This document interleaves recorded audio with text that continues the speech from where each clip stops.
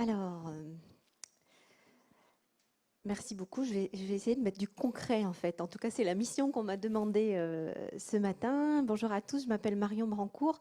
Je suis conseillère technique au CREAI de Bretagne. C'est le Centre régional d'études d'action et d'information pour les personnes en situation de vulnérabilité. Merci beaucoup pour ces plus qu'introduction. Les CREAI sont organisés en une fédération, on a plusieurs missions, hein. En tout cas, notre mission, elle est à la fois effectivement de relayer les politiques publiques et ce que vous avez pu évoquer sur le terrain, mais aussi, de fait de nos accompagnements et de nos interventions sur le terrain, de pouvoir faire remonter aussi la réalité de ce qui se traduit justement des politiques publiques et de comment le terrain aussi doit nourrir la politique publique pour justement éclairer aussi au regard de ce qui est fait. Donc aujourd'hui, la proposition, c'est d'illustrer la mission principale, transversale aussi du CREAI, c'est-à-dire accompagner la mise en œuvre, la traduction, la mise en œuvre des politiques publiques, avec un zoom là sur ce un peu gros mot, on va dire, hein, cette transformation de l'offre médico-sociale qui tend à changer de sémantique et pourquoi pas, en tout cas on va essayer de mettre aussi un peu de contenu là-dedans, sachant qu'effectivement le développement des pouvoirs d'agir participe évidemment, en tout cas est un ingrédient de cette évolution de l'offre médico-sociale, sachant que effectivement je suis assez d'accord, on demande beaucoup au secteur médico-social pour faire en sorte qu'on transforme la société, qu'on la rende plus inclusive. Charge à nous aussi de donner à voir l'expertise que vous évoquez aussi, hein, et qui n'est pas toujours reconnue. Et dans les illustrations aussi que je vais donner, il y a aussi beaucoup cet enjeu de réassurer finalement des professionnels. Transformer, ça ne veut pas dire qu'on a fait mal avant, et ça aussi c'est important de le redire, mais en tout cas c'est s'inscrire aussi dans un temps social qui fait bouger, qui a fait bouger les paradigmes, vous l'avez très bien évoqué, juste en trois modèles qui se sont succédés avant de rentrer dans le détail de comment on peut faire justement pour accompagner cette transformation. Je m'en réfère aux travaux de Robert Laffort, hein, qui travaille pas mal sur cette notion d'inclusion et qui fait référence à 3 modèles d'institution de l'action sociale. Un premier modèle, le modèle qui était tutélaire avant, hein, on est là à la fin du 19e siècle jusqu'à l'après-guerre. Le second modèle qui était celui du modèle qu'il appelle réparateur à partir de la fin de la Seconde Guerre mondiale. Et puis le troisième, aujourd'hui, hein, on est dans ce contexte que vous évoquiez de désinstitutionnalisation qui oblige à la transformation. Pourquoi on a cette approche de désinstitutionnalisation? Parce qu'on ne voit plus le monde aujourd'hui comme on le voyait aussi il y a 50 ans, hein, lorsque se mettaient en place justement les établissements spécialisés. On vit un changement de paradigme institutionnel, c'est un changement de dialectique, à la fois parce qu'on ne perçoit plus les problèmes de la même façon. Cette approche écosystémique aussi du handicap nous fait bouger dans leur conception, et puis qu'on évolue aussi dans la conception des solutions qu'on souhaite mettre en regard de ces problématiques. Donc on est dans ce double mouvement, hein, et donc aujourd'hui dans ce modèle d'insertion-inclusion. Donc je vais essayer, c'est ça, d'apporter quelques illustrations pour le coup du terrain pour voir comment on peut concrétiser cette intention de développer les pouvoirs d'agir. Et c'est bien développer, hein, parce que là aussi, c'est ce qu'on dit pour les personnes concernées, mais ça concerne aussi les professionnels, et puis les professionnels du secteur, mais nous aussi de l'intervention auprès des professionnels du secteur ou des personnes concernées directement. On est bien dans cet apprentissage commun aussi, hein, de cette capacité, d'une capacité à déployer. Ça n'est pas comme ça, hein, le pouvoir d'agir. On demande aujourd'hui aux professionnels d'avoir un pouvoir d'agir. Oui, aux personnes, évidemment, aux personnes concernées, ça se fait pas comme ça se travaille. Donc, juste vous dire un peu comment on intervient, et nous aussi, hein, ça fait bouger nos façons de travailler. On est sur cette ligne, ce process voilà, qui est assez commun, mais qui peut permettre justement d'avoir une lecture et d'investir cette question des pouvoirs d'agir à chacune des étapes. On est là sur voilà, le design thinking, hein, donc en 4 étapes. Comment d'abord comprendre, concevoir et construire des propositions, tester et déployer. Donc, le CREAI a différentes missions, hein, que ce soit des études, de la formation, de l'accompagnement et de l'interconnaissance des acteurs qui, justement, sont mobilisés à chaque fois, en tout cas ce process-là est mobilisé à chaque fois dans ces différentes missions. Sur cette première phase, le comprendre, hein, l'enjeu est bien de partir, et vous l'avez redit, et M. Wallot et M. Vinsonneau, de partir de la connaissance des personnes elles-mêmes et non des projections. Et là, c'est vrai que c'est quelque chose qu'on retrouve souvent dans les interventions qu'on peut conduire. Voilà, il y a beaucoup de temps de déconstruction, un peu de représentation. Voilà, donc bien partir des besoins des personnes, de ce qu'elles nous disent, de leurs envies, de leurs attentes, et pas forcément, et moins en tout cas, de l'idée qu'on peut en avoir des personnes concernées. Évidemment, j'associe les aidants et les proches aussi, hein, pour rebondir sur la question de la vie affective, relationnelle et sexuelle. Voilà, une dimension que je travaille pas mal. Les professionnels, souvent, se disent, voilà, mais si on commence à ouvrir cette boîte-là vis-à-vis des parents, ça ne va jamais le faire, quoi.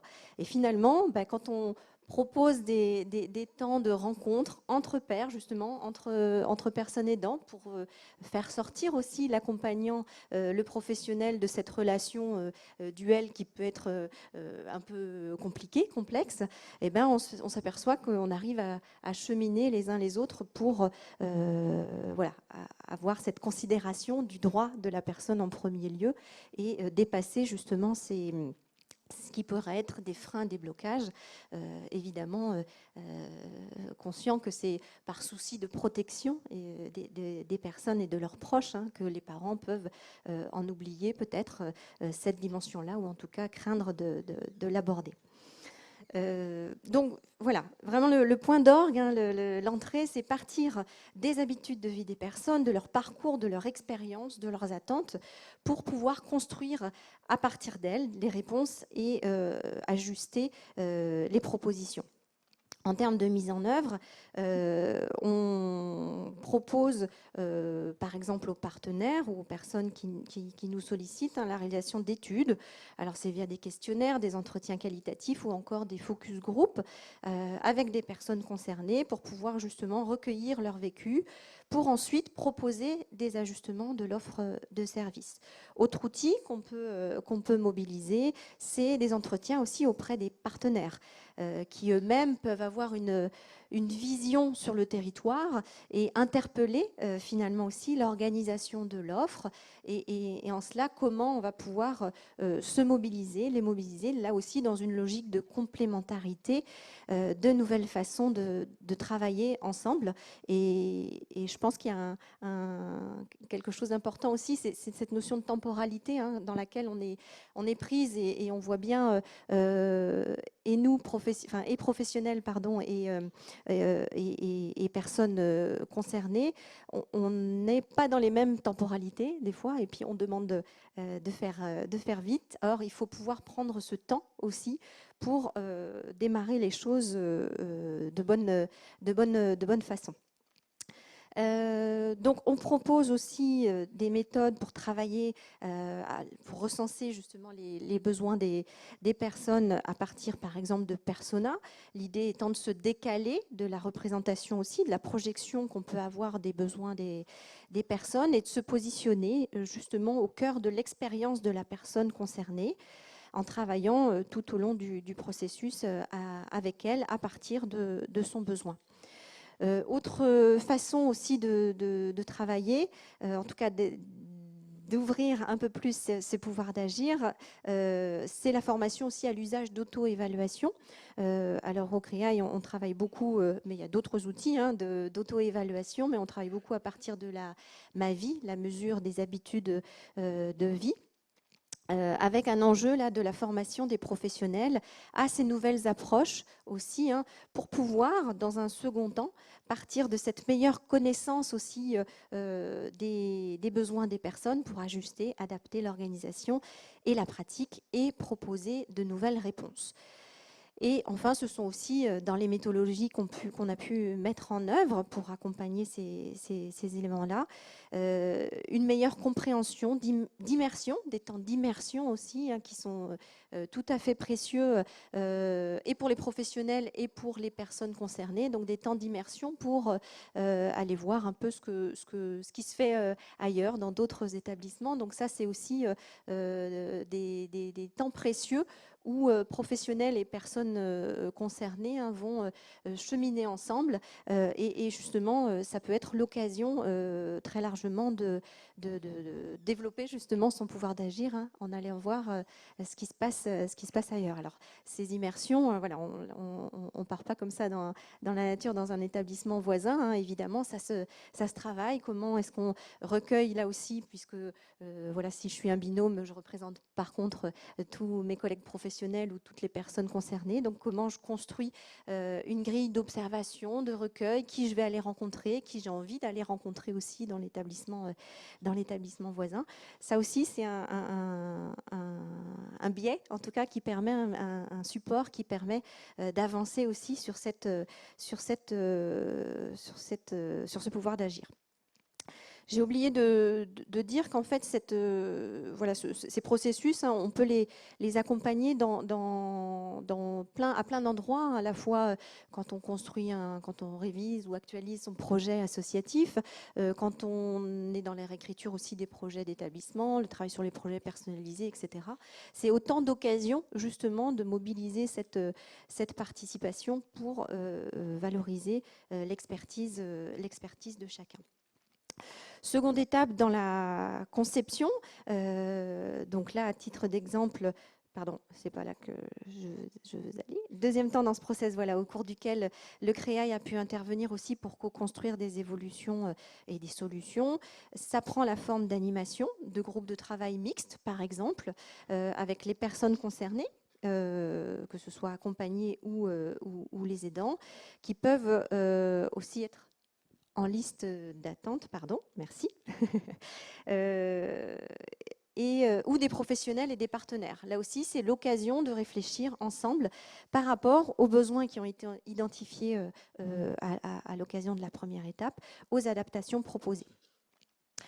Là aussi, pour favoriser la proposition d'idées, on a pu organiser, proposer des méthodes qui permettent, on a évoqué les visites de sites tout à l'heure, pour permettre justement d'ouvrir le champ des possibles. Ça permet un cheminement à la fois des personnes elles-mêmes pour se dire finalement que des choses sont possibles, autres que celles qu'elles vivent actuellement. C'est aussi ça l'enjeu de l'autodétermination, c'est de connaître aussi qu'est-ce qui peut être fait. Voilà, et pour les professionnels, ça permet à chacun aussi d'échanger avec des pairs finalement, déjà de recueillir aussi des idées et s'autoriser, là aussi il y a cette question en capacitation, c'est un nouveau terme aussi qu'on voit se développer, mais voilà, s'autoriser justement à faire des propositions aussi pour co-construire là aussi des alternatives dans la considération des besoins et des solutions qui peuvent être proposées. Des retours d'expérience aussi, cette émergence d'idées, elle vient des retours d'expérience. Et là, moi, je cite quelques expériences qu'on peut avoir, mais voilà, dans l'Assemblée, là, je vois beaucoup de personnes qui sont déjà dans qui pourraient tout à fait témoigner aussi de la façon dont ils mobilisent ces pouvoirs d'agir.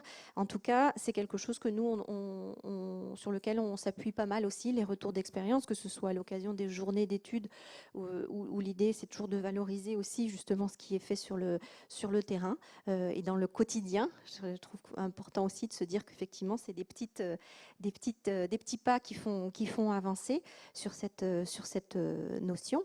Retour d'expérience qu'on a pu mobiliser aussi à l'occasion de webinaires, même si là aussi c'est une forme qui se discute hein, de partage, quelle accessibilité on peut donner pour les personnes concernées aussi à ce type d'outils. Il faut aussi là aussi qu'on avance sur ces enjeux-là. Voilà. Et puis également à l'occasion d'actions de formation, donc là aussi, hein, notamment autour des politiques publiques, que ce soit en intra ou inter-établissement. Là aussi, on donne à voir des illustrations de ces politiques à partir de mises en œuvre très opérationnelles et on mobilise de plus en plus les personnes concernées aussi comme justement experts pour justement dispenser de la formation. Alors autour du facile à lire et à comprendre, autour du travail des professionnels des ESAT et on ouvre un comité de préparation là, pour l'organisation de notre prochaine journée autour des ESAT et l'idée est maintenant d'associer évidemment les travailleurs à ces comités de préparation. Donc là aussi, il faut revoir nos façons d'animer ces temps-là, mais c'est aussi extrêmement précieux et du coup, l'idée c'est de pouvoir offrir en tout cas permettre aussi ces partages d'expériences aussi entre pairs, que ce soit professionnels des ESAT ou, ou travailleurs de ces ESAT. Donc c'est tout l'intérêt en tout cas du CREAI aussi, d'être au carrefour, mais comme d'autres structures qui sont présentes hein, aujourd'hui autour des stands, hein, de repérer des initiatives, d'être au carrefour de tous ces éléments-là, de repérer des initiatives locales, régionales, mais aussi hors région via le réseau des CREAI. Je rebondis sur la notion de formation, hein, puisque vous évoquiez le projet EPOP, effectivement, à destination notamment des jeunes issus de la protection de l'enfance. Sur la région, on développe aussi un projet qui s'appelle Prosper, je ne sais pas si vous avez entendu parler. Et là aussi, hein, l'idée, c'est de pouvoir pallier, en tout cas apporter une réponse, là aussi, une petite réponse à la question de ces sorties sèches hein, des jeunes sortant d'ASE qui sont parfois sans solution ou en tout cas qui sont dans cette double ou triple vulnérabilité. Et donc l'idée, c'est de pouvoir leur proposer de devenir, enfin de proposer, en tout cas de proposer leur expertise pour qu'ils deviennent eux-mêmes formateurs sur ce champ, donc formateur à destination des professionnels de la protection de l'enfance. Il y a quelques informations, si vous en voulez davantage, sur ce projet-là en cours de déploiement. Bien sûr, la phase de test. Donc là, dans cette démarche d'adaptation de réponse, on doit aussi solliciter. Merci. Pour animer aussi des comités, des groupes projets, composés là aussi à chaque fois des parties prenantes, hein, des équipes de direction, des professionnels, mais aussi des personnes directement concernées, à la fois pour formaliser ces organisations, par exemple lorsqu'on accompagne la dynamique de passage en dispositif ou en plateforme. L'idée, ça va être de pouvoir construire un logigramme qui va pouvoir préciser hein, qui fait quoi et à quel moment. Ça paraît assez basique, mais voilà, il faut en passer par là aussi pour justement asseoir les propositions qui ont été conçues dans l'étape numéro 2. Et puis enfin, dernière étape de déploiement, hein, donc là on est dans la phase test à partir de la première situation concrète, ce qui a été imaginé aussi dans le gros projet de manière itérative, le réajuster pour arriver de manière à ce que quelque chose de satisfaisant du point de vue des personnes elles-mêmes, de l'organisation aussi des équipes, permettent aussi d'identifier les points d'ajustement en termes de formation, vous l'avez pas mal évoqué. Vous disiez réarmer, il y a de la formation, il y a peut-être à armer, mais il y a surtout à réassurer. Moi, je trouve que c'est beaucoup aussi, dans les formations que l'on dispense, c'est beaucoup cet enjeu-là. Et sur la question de la vie affective et sexuelle, typiquement, hein, jusqu'où est-ce que je suis légitime à travailler cette question-là, alors que jusqu'ici, c'est souvent beaucoup quelque chose qui a été censuré pour ne pas dire tabou. Et voilà, il suffit de 2 jours de formation pour voilà, rendre cette légitimité et donner envie aussi justement de travailler avec les personnes plus directement, y compris les parents, qu'on pourrait imaginer, voilà, en sortir des représentations qu'on peut avoir. Donc il y a vraiment cette réassurance pour faire, en fait, pour oser. Je pense qu'il y a beaucoup d'expertise, mais des fois qui sont, voilà, qui sont endormies peut-être, ou en tout cas qui sont un peu cloisonnées, et du coup il faut pouvoir faire sortir ces expertises-là. Et donc là aussi, hein, des interpellations du CREAI pour pouvoir accompagner ces déploiements, que ce soit sur la co-construction notamment d'un plan de communication, ça fait partie aussi des éléments vis-à-vis des partenaires prescripteurs, vis-à-vis aussi des personnes directement concernées, mais également être parfois dans l'animation du comité de suivi, de pouvoir co-construire des indicateurs de suivi et de mesurer aussi les impacts de ces nouvelles organisations. Donc voilà un peu comment on traduit ces éléments-là. Ça, c'est juste en synthèse. C'est tout ce que j'ai pu vous dire. Hein. Comment on fait d'abord à partir des parcours des personnes, la méthode qui est employée, comment on essaye de comprendre les besoins des personnes, l'observation, les focus group, l'entretien. Voilà autant de méthodes. Et juste peut-être pour finir et clore, pour associer justement ces pouvoirs d'agir et des pros et des professionnels et des personnes. Voilà, on parle de plus en plus, et là aussi le consensus justement est établi maintenant et s'ancre maintenant dans les textes, hein, autour de la notion de qualité de vie et des conditions de travail des professionnels pendant de la qualité de vie des personnes accompagnées. Là aussi, on est dans ce temps où on ne peut pas faire l'un sans l'autre. Donc voilà, en tout cas, nous, on est aussi beaucoup dans ce travail d'accompagner autour de cette notion de qualité de vie au travail, qui n'est pas, un accessoire, ça doit vraiment faire partie, et notamment dans le contexte que l'on connaît, des enjeux aussi pour les équipes, pour les structures. C'est d'ailleurs quelque chose qui est repris maintenant dans le référentiel, le nouveau dispositif d'évaluation de la qualité des établissements. Voilà, un peu synthétiquement. Et après, évidemment, je serai à votre disposition pour répondre plus précisément sur voilà, comment on a pu accompagner certaines équipes pour renforcer ce pouvoir d'agir. Merci.